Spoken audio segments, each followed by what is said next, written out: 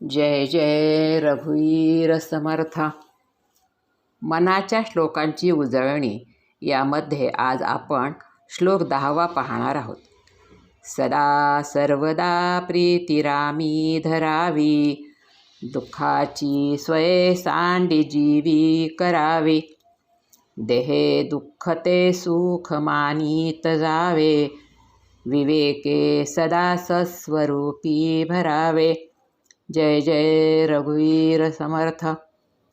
समर्थ म्हणतात, हे मना, तू सदा सर्वदा रामावरच प्रेम कर. सदा म्हणजे सतत. प्रेमाला मर्यादा नाहीत, म्हणून ते सतत असावं.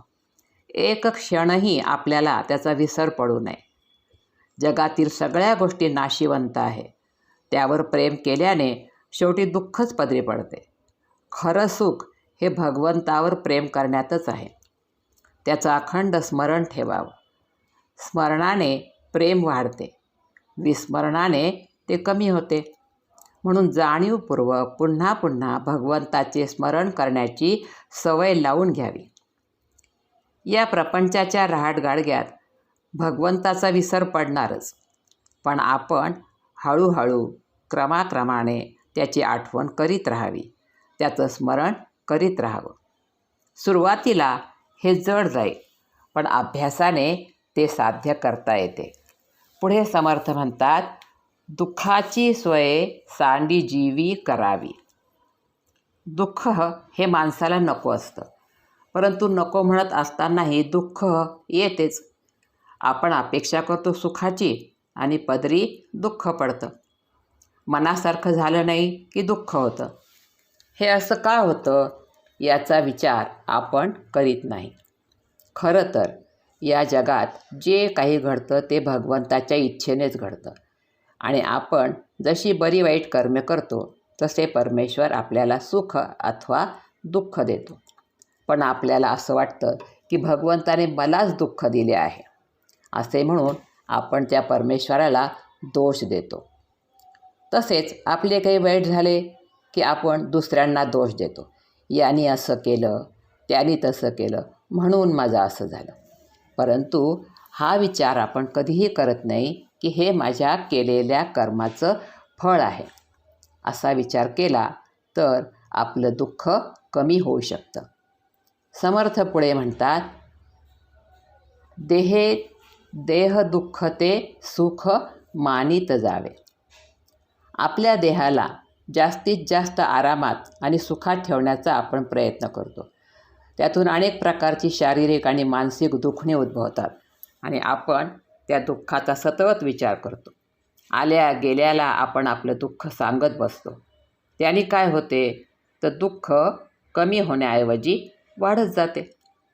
आपण आपल्या मनाला सतत चांगल्या आणि सकारात्मक कामात व्यस्त ठेवले पाहिजे, जेणेकरून आपले दुःखाकडे जास्त लक्ष जाणार नाही. असे म्हणतात की दुःख भोगल्याने पाप कमी होते व सुख भोगल्याने पुण्य कमी होते. मग आता विचार करा, पाप कमी होणं चांगलं का पुण्य कमी होणं चांगलं? अर्थातच पाप कमी होणं केव्हाही चांगलं. म्हणून दुःख आल्यावर घाबरून जायचे नाही. कुंतीने तर श्रीकृष्णाला दुःखच मागून घेतले.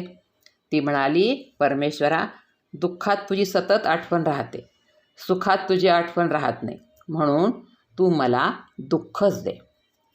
माणसाने दुःखाचे प्रसंग विसरायला शिकावे व सुखाच्या प्रसंगांची आठवण करावी. आपण नाही म्हटलं तरी हे दुःख भोगावेच लागते, मग ते सुखाने का भोगू नये?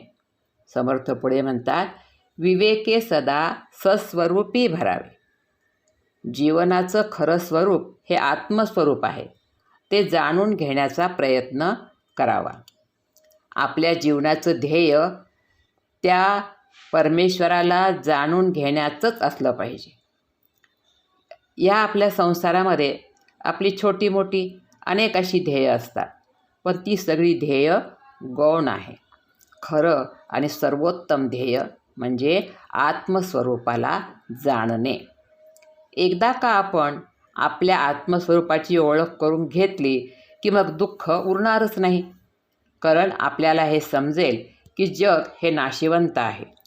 बाह्य जगातल्या वस्तू सुख देणाऱ्या नाहीत, ते आपल्या लक्षात येते. म्हणून खरं सुख हे आत्मसुख आहे, हे आपण लक्षात घेतलं पाहिजे आणि ते प्राप्त करण्याचा प्रयत्न केला पाहिजे.